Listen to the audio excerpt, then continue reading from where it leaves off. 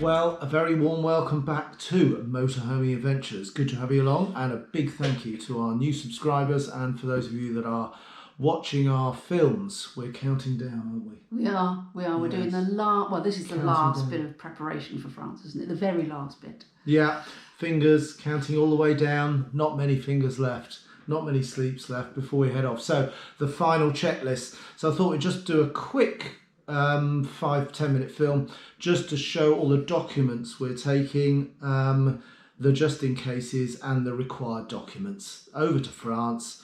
Probably just be in France, but we're going to take some other bits just in case because there's a couple of different routes down to our fabulous daughters in Morzine in the Alps.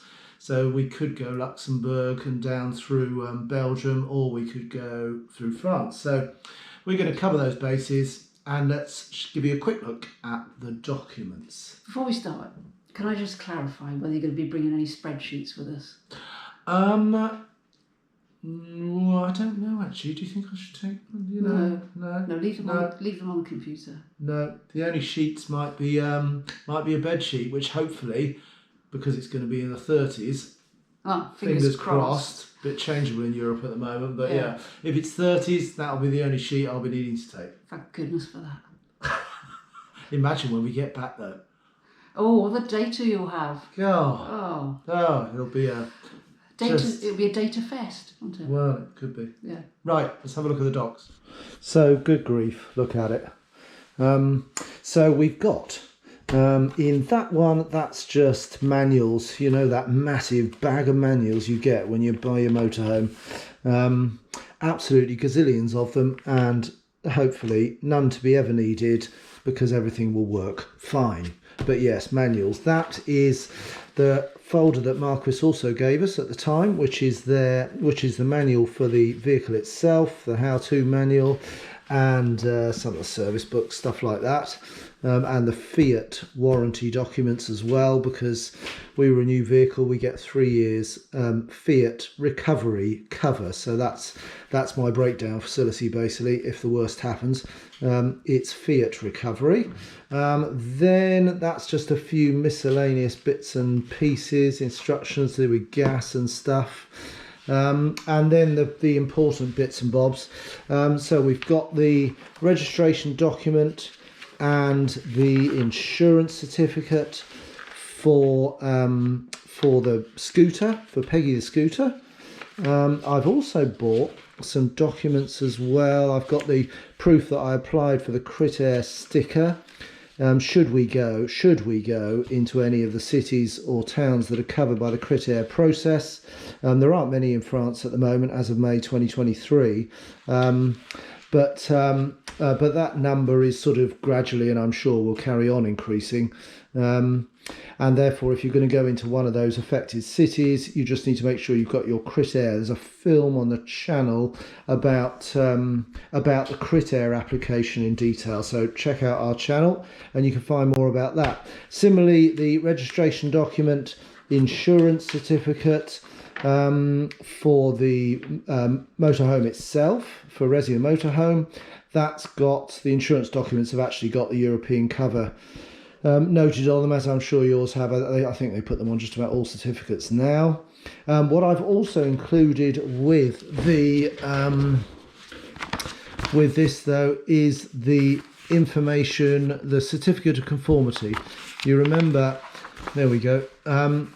You remember when we went last year down to Croatia, went through Austria, Slovenia, both of which I had to get one of the go boxes or their country's equivalent to go in the windscreen, so that if you use the toll roads, it just pings and pays your toll for you. Now, both of those, both Austria and Slovenia, needed the registration document and they needed the certificate of conformity, because that tells you what type of vehicle it is. So ours is a 4.4 tonne maximum Mobilvetta A-class motorhome, so that means it's category M1, and it also means, if I can just flip that page over, it also gives the certificate of conformity, try and get my teeth back in, also gives the fact that we're a Euro 6, because they needed physical proof that we were a Euro 6, even though we're a new vehicle, or newish, September 21. So they had to physically see that. So again, I'll throw that in and take that. That just stays as part of my standard documents in case we're disappearing to any other countries, who I then might have to, get the equivalent of the toll road box. Obviously, as we're over the 3.5 tons, that means we have to get that windscreen box. If you're 3.5 and under, it's a slightly different process. There is a couple of films on the channel about acquiring the Go box and how it works and how you activate it and all that sort of thing. So if you want to know more about those, if you're over 3.5 tons, planning on using toll roads, then have a look at that film. The trailer, I've got their certificate of conformity, because we're obviously putting Peggy the scooter on a trailer. So there's the certificate of conformity.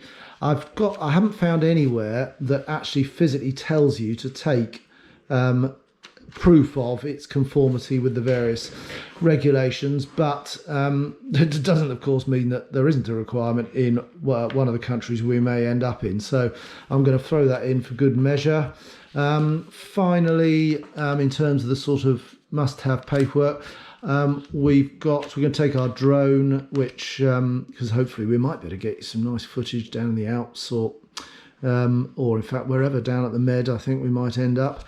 So we'll hopefully get you a bit of footage of that. So that's the drone is has got its own operator ID, which is fixed to the drone, identifying number that identifies it back to me, and also our flying authority as well. Additionally, I've done the CAA drone pilot's qualification, which is transferable through most of the European countries, because the CAA is obviously a sort of multinational body, or certainly has affiliations to any other aviation authorities around Europe and beyond. So that paperwork will be good for any of the countries that we might end up in.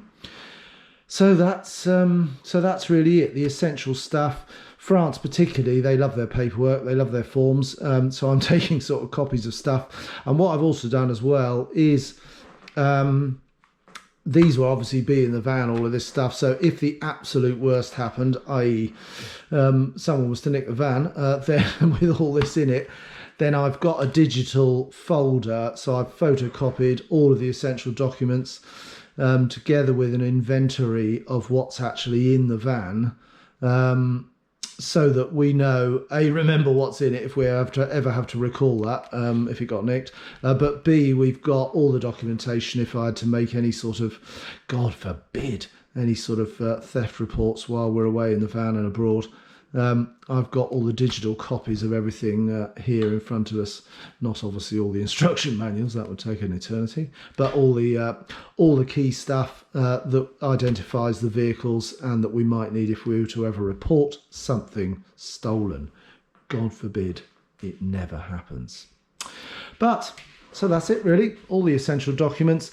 Passports, obviously I've had a couple of GHICs because our EHICs were about to expire. So I've got the new GHICs, which is obviously a health cover abroad, and obviously the main things like the licenses, driving licenses for both of us, and the passports, of course, the passports. So that's it, guys. That's the suite of paperwork, which will all stack in one of the side lockers up near the front of the van, and ready for whichever customs people may or may not want to see them. And as I say, hopefully I'll never darken the doors of those manuals over there, because everything will hopefully work. Counting down, not long to go. Thanks ever so much for watching, and we'll see you very soon on the road. Take care, guys. Bye now.